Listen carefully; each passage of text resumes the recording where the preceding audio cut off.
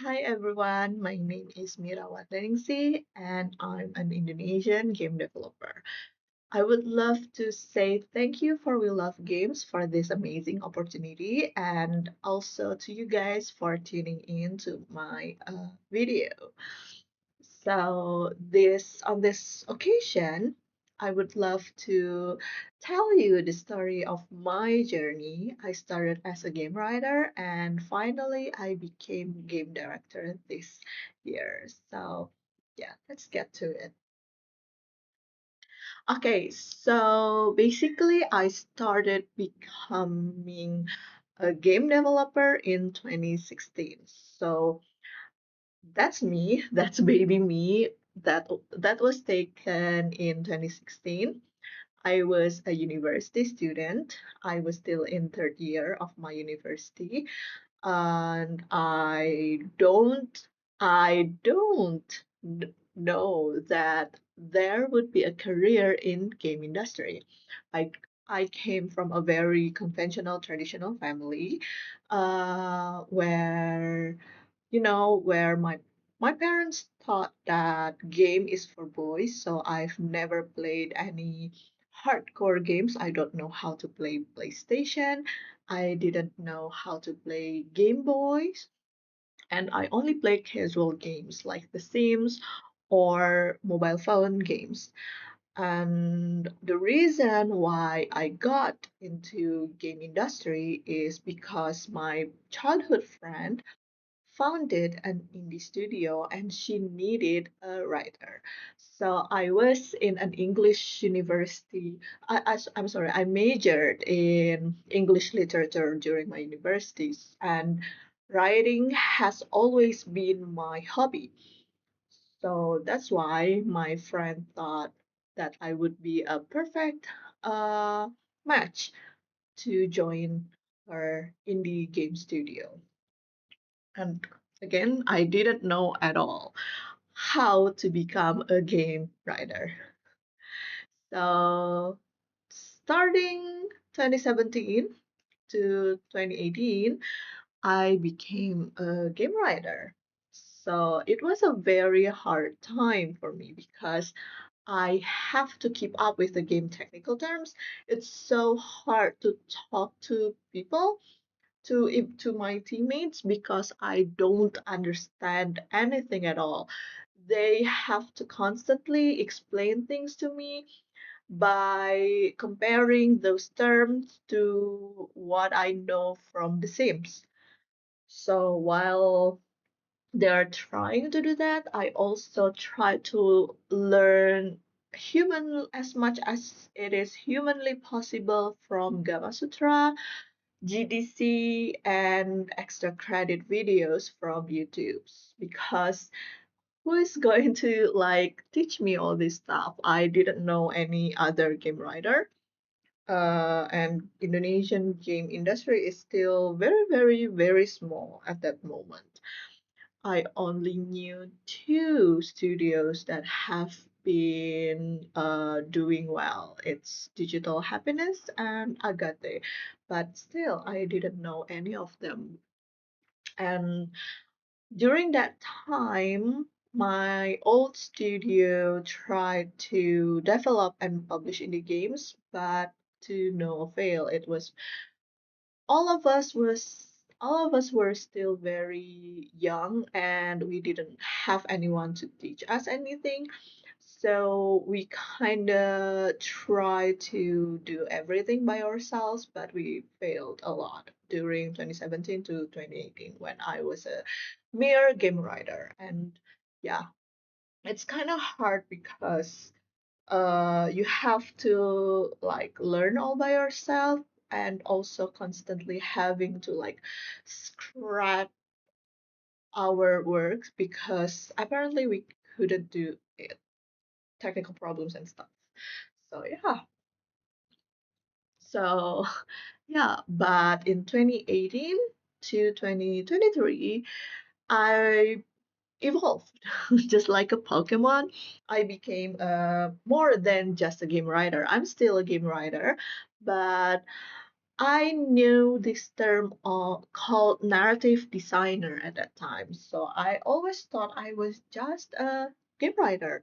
Turns out I'm also a narrative designer because I try to actively contribute to the gameplay experience rather than just waiting for the game designer to give me tasks or merely writing the dialogues. I actually have to create some kind of pipeline to other departments. I designed the narrative experience for the game, and while I'm still trying to learn about game development, I realized that what I did is not just a game writer, it's narrative designer. So again, becoming a narrative designer is something that I stumbled upon. It's not something that other people gave me, or like we don't even know that narrative designer is a whole different set skill than game designer or game writer. It's like a basically a combination of both. So in that part, it's like I feel very validated finally, because at that time I feel like people around me underestimated the contribution of game writers.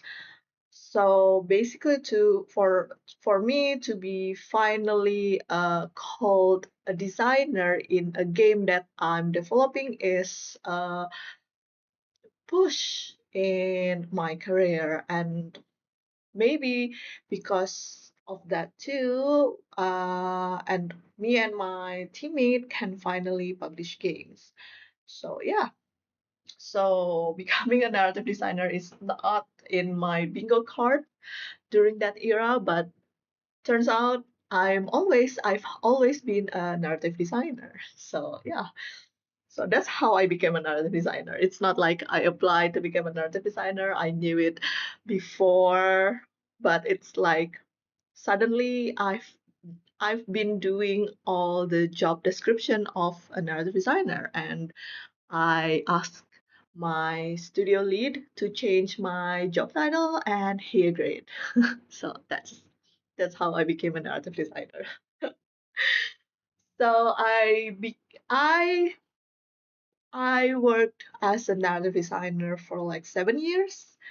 I've done a lot of games, published and unpublished, most of it in horror games. Sadly, I'm not associated with the studio anymore, so I don't know if I can mention it here. But if you visit my LinkedIn, there's I listed my projects there. So we published like 4 game titles, 5 game titles. No, actually it's 6. There are 6 published games that I've done as a narrative designer, and I was involved in many unreleased and scrapped projects. So yeah. Okay, next. Finally, after 7 years of doing narrative designer works and of course also game writer jobs, because as an indie developer you can't just wear one hat, so you have to wear multiple hats. But finally I was promoted as a narrative director. So when I was finally promoted as a narrative director, basically it is the first basically I was the first narrative director in my company, because originally we don't feel like we need a narrative director, but because at that time the studio felt like we need a narrative strategy for our games, we need a narrative director. And boy, did that make me so proud of myself to the point that it became a hubris for my existence. I feel like, okay, finally, 8 years into my career, I reached my full potential, you know. Boy, did I was so wrong. And I feel like I have all the power in the world. So maybe that's also why the next path for my career became so hard because I was full of myself. Yeah, I feel like I've known everything. I understand everything. No worries. There's nothing more for me to learn. And yeah, that the universe finally proved me wrong not long after. So yeah.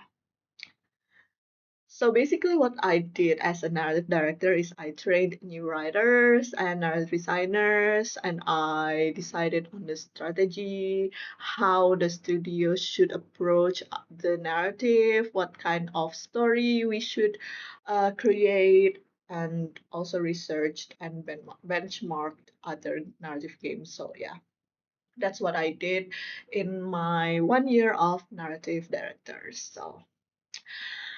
So yeah, I learned a lot from my own ego as a narrative director, which proved very wrong when I became a game director in the following year. So yeah, 9 years in the game industry, I thought I knew everything already, and of course, the universe proved me wrong. When I was offered the opportunity to become a game director, I thought, why not? You know, I know everything already. It's been 9 years. I know every pipelines there is. I know every strategy there is. And I was like, okay, I might not start as a gamer, as a hardcore gamer, but here I am becoming a game director myself. Holy, I was so full of myself. But when I became a game director in January 2025, I realized that there are so many things that I don't know. First of all, it's about the management itself. I didn't know what to start first because I didn't realize that there was so many things a studio lead or a product owner do. I've never been a product owner. I've never been a project manager. So basically, I I manage and I manage my own team too, but it's only one department. When you became a game director, you have to like manage all departments, and that's where I didn't realize it that it would be so complex and every single department would be so intricate because someone else would think that for me. So I have a huge knowledge gap in non-narrative departments as well because turns out there are so many details that I missed in other departments. I only know small details about my own departments, and yeah, turns out the universe really hit me hard that time. I also realized that I lack in technical skills and in engine experience because the studio that I worked didn't really tell the narrative designers to work in engine, and also I myself didn't have the curiosity to like learn in engine experience. Yeah, so those slap from the universe made me have created this very large self doubt in myself. And I constantly asked myself, why did I agree to this? And it led me to micromanage because when I do not trust myself, I become distrustful of like other things as well. So I micromanage a lot of people. I start to like control them in every non-development aspect too, because everything makes me so crazy. But thankfully, the team reassured me, and we had a lot of retrospective every single sprint review we have, and they made me realize that I shouldn't micromanage to the core. And finally, we managed to release 2 games in 6 months with blood, sweat, and tears. Literally, because I cried every day when I was a game director. I'm I'm a very when I feel heavy emotions, my first reaction is crying. So yeah, when I panic, when I get angry, when I feel very confused, everything I will cry. So basically, I cried every day during that time. And yeah, so yeah. So here's what I wish I told my old self about directing a game and what to prepare based on what I experienced, based on what I did wrong, based on my own retrospective as a game director. So, first of all, trust yourself. Yes, when I was a game director, I constantly self-doubting myself. Like everyone tell me what to do in my own game, and I constantly feel like, is my vision not good enough? Are they right? Is it me who is lacking? No, my ideas aren't suck. And they just want to help me because I'm not believing in myself strong enough. So yeah, you should trust yourself, but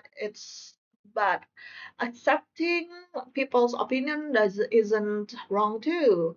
But you have to, as a game director, you have to believe in your vision because you are the one who direct this game, not any other people.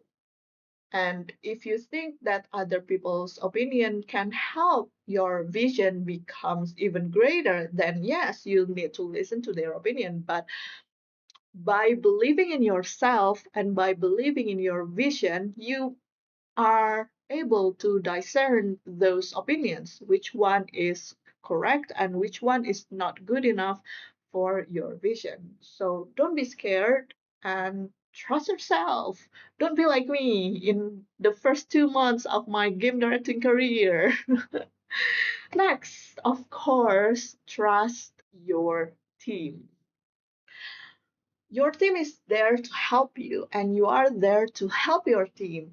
And I said that I have a huge knowledge gap, right? And that's also contributing to my self-doubting and overthink.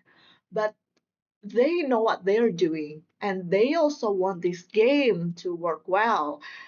So when you don't know something, you can just ask them, and they're there to work together with you to create this awesome of a game. So you have to trust your team and chill. Make the teamwork to do its job. They're not there to constantly challenge you. They want the product to do work, to do well as well. Yeah. And of course, love the game you're making. I created horror games in like 9 years of my career. And at first, I love horror games, but uh, but turns out I'm someone who is not able to do the same thing for like prolonged time. And at that moment, I was already so freaking bored with horror games. So working on the job makes me feel suffocated actually. And directing game is already hard enough. without you hating on the game that you're making. So you need to really, really make a game that you love and try to make something that you love and something that will work well in the community, in the market. But first, you have to love the game you're making first because it's a hard job. And when you're trying to do a hard job, while you're not loving it, it will feel very, very hard. And this is not a masochist fast. Life is hard enough without you having to bear the responsibility of a game director while hating it. So yeah, please love the game you're making. That's why certain directors are associated only with like certain genres because that's the genre or that's the style they love to make. So yeah, you have to love the game you're making. And I mentioned that there are huge gaps in my knowledge when I become a game director. Turns out only excelling in one department is not enough. And you have to realize that no matter how long you are in the game industry and how advanced you are in your career, or no matter how many games you've played, you don't know everything. You don't know everything. You have to constantly learn everything. And that's what the universe tried to tell me at that time. Yeah. So I have to constantly learn everything. I thought that I've known everything during my 9 years of game developing because we work together for a long time with the same team. We've like do countless retrospective, countless sprint reviews. I thought I already know everything about other departments, but turns out no, there are so many small details that I missed from that department. So but I was saved because I know a little bit of fundamentals, and even just knowing the fundamentals for me, it's not enough to like make that gap smaller. So yeah, you have to like understand your own capability, and after you know that you are incapable, you finally can or able to ask your team, to the team leaders or to other directors, like what should you do for this department, what this department needs for your game to be able to do well. So yeah, that knowledge gap will always be there, but how you approach that knowledge gap is what's going to make it or break it. But at first, you should already realize that you don't know everything. So by accepting that you don't know everything, you can finally, what is it? You allow yourself to feel that gap of knowledge that was blocked by your ego before you allow yourself to say that you don't know everything. And yeah, calm your head. So yeah, becoming a game director is a very, what is it? Is a very big responsibility. And if you're an avid overthinker like me, it tends to drive your mind crazy. You can't, but you have to realize that panicking just wastes energy. You can't think if you're constantly panicking, and with calmer head, you can finally stop yourself and think and decide for your own game. So you need to chill once more. Again, you need to chill. You can't be a leader if you're constantly stressing about how to become a good leader. You cannot just think. You just need to show up. And when you're not calm, when you're panicking, actually your team will panic even more because you have to be that stagnant, that brave, strong pillar for your team. And even if you don't know things, tell them you don't know things calmly, because you are the one who is going to be looked on when you're directing a game. And when the head is constantly panicking, what is it going to do for the team? You know?